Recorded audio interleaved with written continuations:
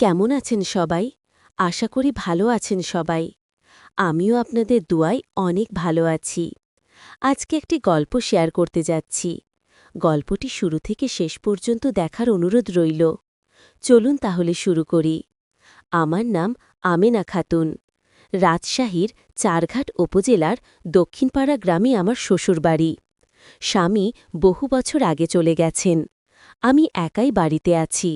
তবে একা বললে ভুল হবে, কারণ আমার ভাইয়ের ছেলে মোশারফ এখন আমার কাছে থাকে। ওর বাবা ঢাকায় চাকরি করে। ওর পড়াশোনার সুবিধার জন্য আমাকে দায়িত্ব দিয়েছে। আমি সব করি, খাইয়ে দিই, গোছাই, পড়াশোনায় সাহায্য করি। বাইরের লোকজন ভাবে আমি কেবল একজন দায়িত্বশীল ফুপু, কিন্তু আমার ভেতরের জগৎ অন্য রকম। আমি প্রতিদিনের কাজ করতে করতে হঠাৎ টের পাই আমার মনে অদ্ভুত একটা টান তৈরি হচ্ছে। আমি বলি না কাউকে, তবে অনুভব করি প্রতিটি মুহূর্তে। ভোরে যখন আজান হয়, আমি উঠি, রান্নাঘরে যাই, ভাত বসাই, তখন দরজার ফাঁক দিয়ে দেখি মোশারফ আধো ঘুমে তাকিয়ে আছে, চোখে কেমন অচেনা দৃষ্টি।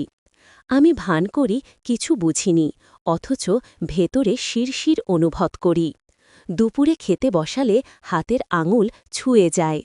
আমি স্বাভাবিক থাকার চেষ্টা করি, অথচ বুকের ভেতর ধক ধক শব্দ শুনতে পাই। বিকেল উঠোনে বসে শাক বাঁচতে বাঁচতে দেখি ও পাশে বই হাতে বসে আছে, আমার দিকে তাকিয়ে থাকে। আমি চোখ সরিয়ে নেই, কিন্তু মনে মনে চাপা উত্তেজনা বাড়তে থাকে। রাতে চারপাশে নিস্তব্ধতা নামে, কেবল ঝিঝি পকার ডাক শোনা যায়। বাতাসে গাছের পাতার মৃদু শব্দ হয়। আমি বিছানায় শুয়ে থাকি, অথচ ঘুম আসে না। মনে হয় পাশের ঘর থেকে শ্বাস প্রশ্বাসের শব্দ ভেসে আসছে। সেই শব্দে বুকের ভেতর কেমন যেন ঢেউ ওঠে। আমি প্রশ্ন করি নিজের কাছে, এই কি হচ্ছে? কেন আমি এত অস্থির হচ্ছি? বয়স তো অনেক পার হয়ে গেছে, আমি তো ওর অভিভাবক, অথচ কেন এমন মনে হয়? কেন বারবার টান অনুভব করি? হয়তো এটা পাপ, হয়তো এটা কেবলই কল্পনা। তবুও এই অনুভূতি আমি থামাতে পারি না। আমি কাউকে বলতেও পারি না, কারণ বললে সমাজ দোষ দেবে, লোকজন কুৎসা রটাবে। অথচ ভেতরে ভেতরে আমি জানি এ শুধু আমার কল্পনা নয়। ওর চোখেও মাঝে মাঝে আমি একই রকম সংকেত দেখি। হয়তো আমি ভুল বুঝি, তবুও মনে হয় ও কিছু লোকায়। এ গোপন খেলা কেউ টের পায় না। চারপাশের মানুষ ভাবে আমরা কেবল ফুপু আর ভাতিজা, কিন্তু আমাদের ভেতরে এক অদৃশ্য স্রোত বয়ে চলেছে, যার নাম হয়তো সম্পর্ক নয়, যার ব্যাখ্যা সমাজ দেবে না। আমি দিনের পর দিন এ স্রোতের সাথে ভেসে যাই। বাইরে হাসি, স্বাভাবিক থাকি, অথচ ভিতরে এক অদৃশ্য অগ্নি জ্বলতে থাকে। মাঝে মাঝে আয়নায় নিজের মুখ দেখি, চোখে ক্লান্তি, ঠোঁটে নিঃশব্দ কথা, বুকের ভেতরে গোপন দীর্ঘশ্বাস। আমি ভাবি পালিয়ে যাই, দূরে সরে যাই, কিন্তু পারি না, কারণ মোশারফ ছাড়া আমার এই নিঃসঙ্গ জীবনে কেউ নেই। আমি চাই কিংবা না চাই, ওর সঙ্গেই আমার প্রতিদিনের জীবন জড়িয়ে গেছে। আমি জানি না এই পথ কোথায় যাবে, তবে আমি জানি প্রতিটি সকাল, প্রতিটি দুপুর, প্রতিটি সন্ধ্যা, প্রতিটি রাত আমাকে এই গোপন টান মনে করিয়ে দেয়। আমি একা বসে থেকে হঠাৎ শিহরিত হই। জানালার পাশে দাঁড়িয়ে হাওয়ায় চুল উড়াই। মনে হয় কেউ আমার দিকে তাকিয়ে আছে। আমি ঘুরে দেখি সত্যি মোশারফ তাকিয়ে আছে। আমি কিছু বলি না, সেও চুপ থাকে, কিন্তু সেই নীরবতার ভেতর হাজার কথা লোকানো থাকে। এমন নীরবতাই আমার প্রতিদিনের সঙ্গী, এমন নীরবতাই আমাকে দগ্ধ করে। তবুও আমি থামিতে পারি না। আমি কেবল ভেসে যাই এই অজানা আবেশের ভেতরে। আমি জানি প্রতিটি অনুভূতির পেছনে লুকিয়ে থাকে ভয়, আবার টানও। আমি রাতে জানালার পাশে দাঁড়িয়ে থাকি। মিউজিক, চাঁদের আলোয় চারপাশ সাদা হয়ে যায়। দূরে কুকুর ডাকতে থাকে, বাতাসে গাছের ডাল নড়ে। হঠাৎ মনে হয় মোশারফও হয়তো একই আকাশের দিকে তাকিয়ে আছে। আমি নিজের মনে হাসি, অথচ সেই হাসি কেউ দেখে না। একদিন দুপুরে আমি ওকে খেতে দিচ্ছিলাম। ভাত তুলতে গিয়ে হাত কাঁপল। ও অবাক হয়ে তাকাল। আমি বললাম, গরম লাগছে। কিন্তু আসলে গরম নয়, ভেতরের অস্থিরতা। আমি জানতাম আমার চোখ অনেক কিছু ফাঁস করে দিচ্ছে। আমি চোখ নামিয়ে নিলাম। রাতে শোবার আগে আমি আল্লাহকে ডাকি, ক্ষমা চাই। বলি, আমি তো খারাপ কিছু করতে চাই না, শুধু হৃদয়ের ভেতর এক অজানা টান কাজ করে। আমি বুঝতে পারি এ পথ ঠিক নয়, কিন্তু আমি থামতে পারি না। মোশাররফও নীরব থাকে। তবে আমি ওর চোখে সেই একই প্রশ্ন দেখতে পাই। আমি মনে করি আমি একা ভুগছি, অথচ হয়তো ও একই ভেতরে লড়াই করছে। এই লড়াই কারো চোখে পড়ে না। বাইরে সব কিছু স্বাভাবিক, গ্রাম্য জীবন নিজের নিয়মে চলে। বাজার বসে, লোকজন কাজ করে, মাঠে ধান কাটে, সন্ধ্যায় সবাই গল্প করে। কিন্তু আমাদের ঘরের ভেতরে এক গোপন আবহ তৈরি হয়। আমি কখনো ভাবি লোকজন বুঝতে পারবে, আবার ভাবি কেউ কিছু বুঝবে না, কারণ আমরা মুখে কিছু বলি না, শুধু নীরবতা দিয়ে সব কিছু চলতে থাকে। একদিন আমি উঠোনে কাপড় শুকাচ্ছিলাম। হাওয়ায় আঁচল উড়ে যাচ্ছিল। আমি ঠিক করতে গিয়ে দেখি ও দাঁড়িয়ে আছে, চুপচাপ তাকিয়ে আছে। আমি কিছু বললাম না, তবে ভেতরে অদ্ভুত কাঁপন অনুভব করলাম। এমন মুহূর্তে মনে হয় সময় থেমে গেছে। আমি বুঝতে পারি আমাদের নীরবতা আসলে সবচেয়ে জোরালো ভাষা। আমি রাতে শুয়ে ভাবি, যদি এ অনুভূতি প্রকাশ করি তাহলে কি হবে? সমাজ আমাকে দোষ দেবে, পরিবার মুখ ফিরিয়ে নেবে। অথচ হৃদয়কে বোঝানো যায় না আমি চুপ, কিন্তু টের পাই আগুন আরও জ্বলে উঠছে। আমি আয়নায় নিজের মুখ দেখি, বয়সের রেখা ফুটে উঠেছে।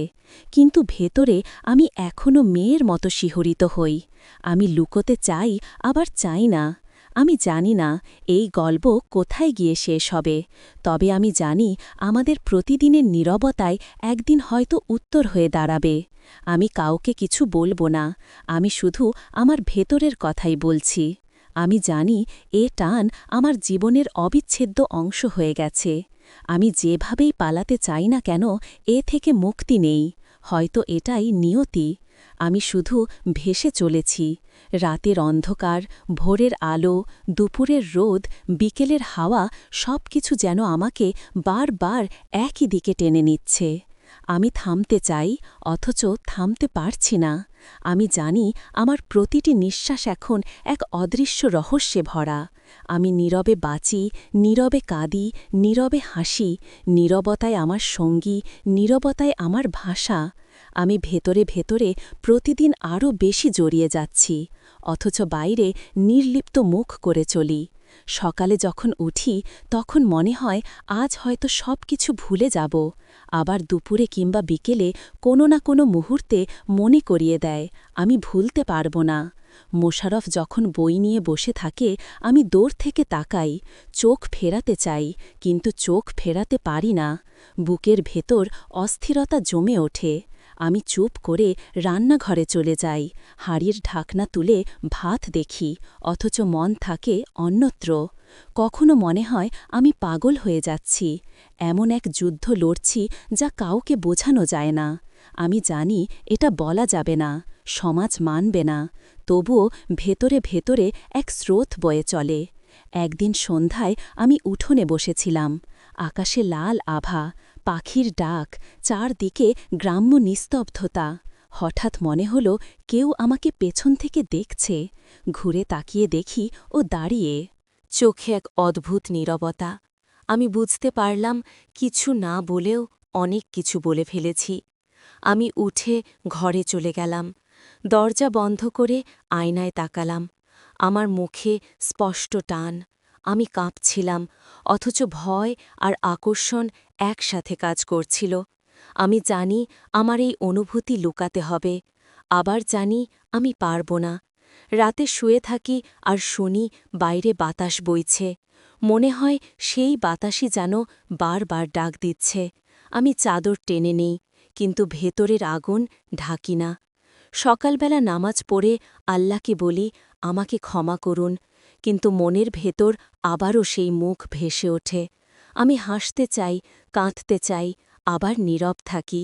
এই নীরবতা আমার প্রতিদিনের সঙ্গী হয়ে গেছে। আমি বুঝি না কিভাবে এই খেলা চলছে। আমি জানি এটা খেলা নয়, এটা সত্যি। আমি জানি এর কোনো ভবিষ্যৎ নেই। তবু আমি থামতে চাই না, কারণ এই টান আমাকে বাঁচিয়ে রাখে। আমি যখন ভাত বেড়ে দেই তখন মনে হয় হাত ছুঁয়ে যাবে। ছুঁয়ে না গেলেও মনে হয় গেছে। আমি চমকে উঠি, আবার শান্ত হই। আমি জানি এসব শুধু আমার কল্পনা নয়, ওর চোখেও একই জ্যোতি জ্বলতে দেখি। আমি ভয় পাই, আবার সাহস পাই। এক অদ্ভুত দ্বন্দ্ব প্রতিদিন আমাকে গ্রাস করে। গ্রামে সব কিছু স্বাভাবিকভাবে চলছে, কারো চোখে কিছু ধরা পড়ে না, অথচ আমাদের ভেতরে আগুন জ্বলছে। আমি বুঝতে পারি আগুন ঢেকে রাখা যায় না, শুধু দেরি হয়। আমি ভাবি একদিন হয়তো সব ফাঁস হয়ে যাবে, তখন কি হবে আমি জানি না, কিন্তু তবু আমি পিছু হটি না। আমি মনে করি এ শুধু আমার নিয়তি নয়, এটা হয়তো আমাদের দুজনের নিয়তি। আমি নীরবতার ভেতরে ডুবে যাই। দিনের আলো ফুরিয়ে গেলে রাত আরও ভয়ঙ্কর হয়ে ওঠে। আমি জানি প্রতিটি অন্ধকার আসলে আমাদের গোপন গল্পের সাক্ষী হয়ে থাকে। আমি সেই অন্ধকারকে ভয় পাই না, বরং মনে হয় ওর ভেতরেই আশ্রয় খুঁজে পাই। আমি ঘুমাতে চাই না, আবার ঘুম এড়াতেও চাই না। প্রতিটি স্বপ্নে সেই মুখ ফিরে আসে, প্রতিটি জাগরণে সেই চোখ ভেসে ওঠে। আমি জানি আমি আর বদলাতে পারব না।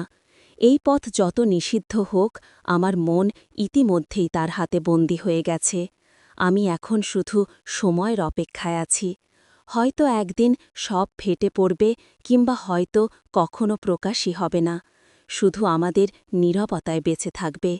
আমি জানি না কোনটা হবে, তবে আমি জানি আমার প্রতিটি শ্বাস এখন আর আগের মতো নেই।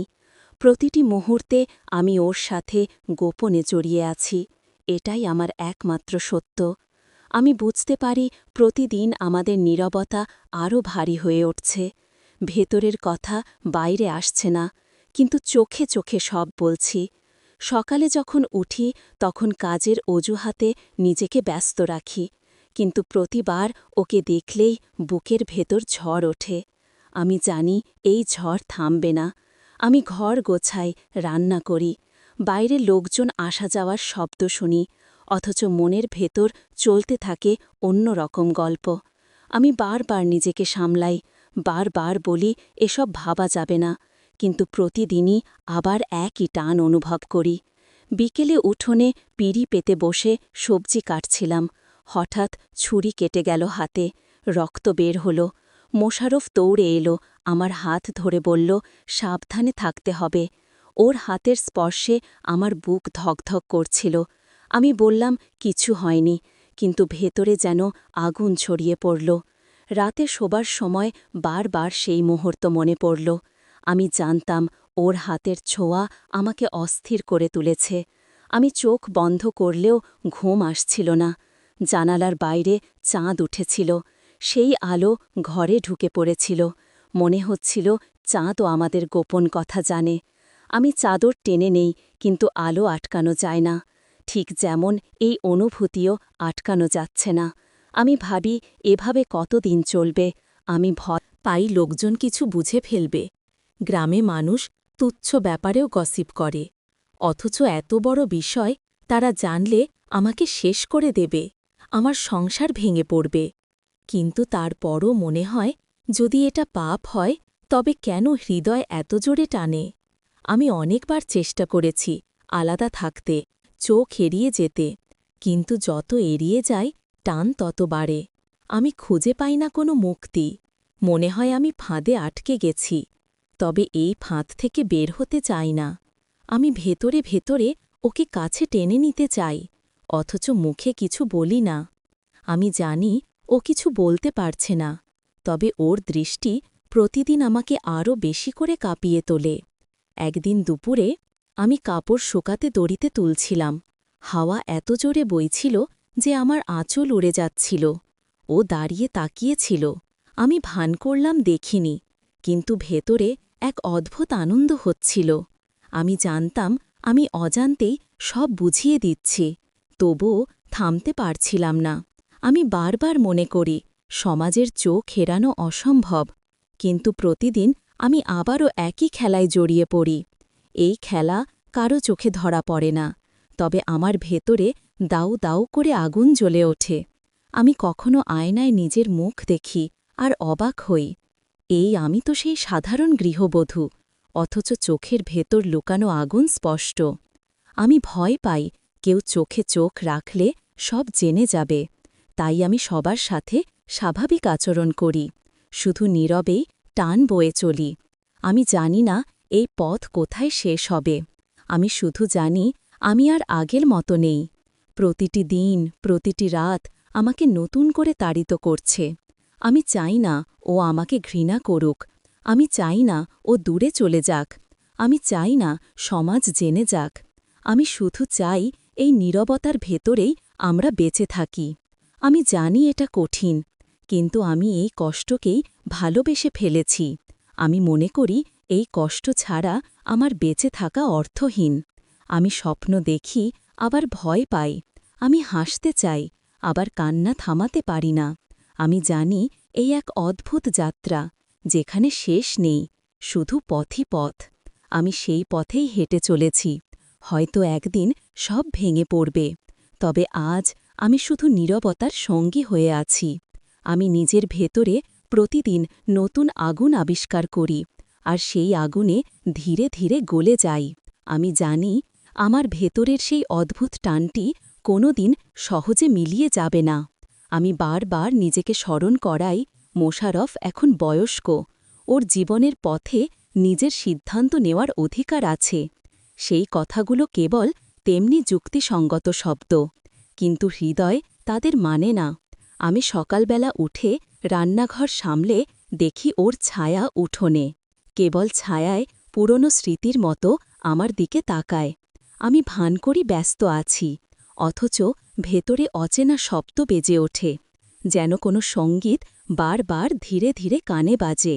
ও যখন আমার কাছাকাছি আসে বই নিয়ে, আমি দুর্বলার মতো কাঁপি। আমি জানি এসব কথার ভুল ব্যাখ্যা হতে পারে, তাই মুখে বারবার বলি ইহা কেবল দায়িত্ব, ইহা কেবল যত্ন, কিন্তু অন্তরে অন্য গল্প করে। বিকেলের সেই ম্লান আলোয় আমরা দুজনে একসাথে চা খেয়ে বসি। ওর কথা শুনি, ও হাসে, আমিও হেসে ফেলি, কিন্তু হাসির ভেতরেও খাঁচ পড়ে, এক ধরনের অনাকাঙ্ক্ষিত তৃষ্ণা। এই তৃষ্ণা আমাকে দূরে মুছড়ে দেয়। রাতে শুয়ে আমি প্রার্থনা করি, আল্লাহ আমাকে সঠিক পথ দেখান। আমি আমার অন্তর বিব্রত করি। আমি ভাবি এটা পাপ কিনা। আমি চিন্তা করি যদি আমি আমার প্রয়োজন গোপন রাখি, ও যদি একদিন চোখ খুলে দেখে, সব জানে, তখন কি হবে? সমাজ কি বলবে? আমি জেনেও থাকি যে সমাজের বিচার কঠোর। গ্রামীণ সমাজ ঝটপট রাধে গালিগুঞ্জন ছড়ায়। কাজেই আমি নিজেকে বারবার সীমাবদ্ধ রাখি, কিন্তু সীমাবদ্ধ থাকার সাথে কাটা বাড়তে থাকে। আমি নিজের মনকে বোঝাই, তুমি তো একজন বিধবা, তবু কেন এমনভাবে হৃদয় নড়ে? কখনো কখনো মনে হয় স্বপ্ন আর বাস্তব একে অপরকে টেনে টানছে। আমি প্রতিদিন ভোরে উঠে নামাজ পড়ি। এই নামাজ আমাকে কিছুটা সান্ত্বনা দেয়, কিন্তু নামাজ শেষে কখনো ওর চিত্র এসে ধাক্কা দেয়।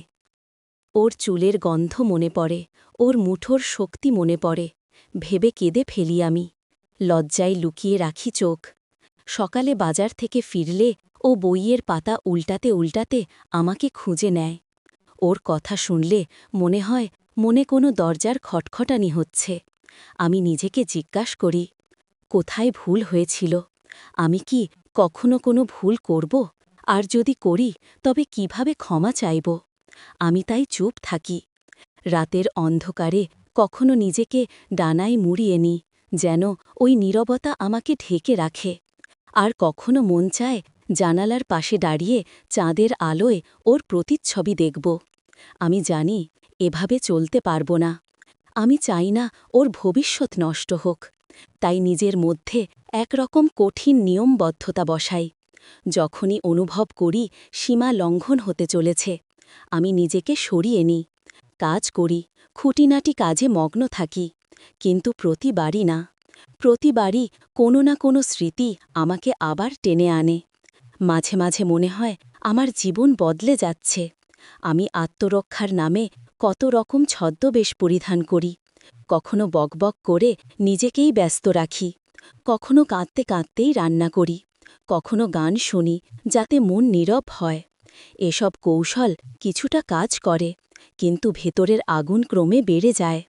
আমি ভাবি, যদি আমি দূরে সরে যাই, ওর জন্য ভালো হবে কিনা। আমি জানি ওর পড়াশোনার ভার আমি থেকে দূরে থাকলেও কেউ নেবে। তবুও আমার হৃদয় একাকিত্বে ভেঙে পড়ে।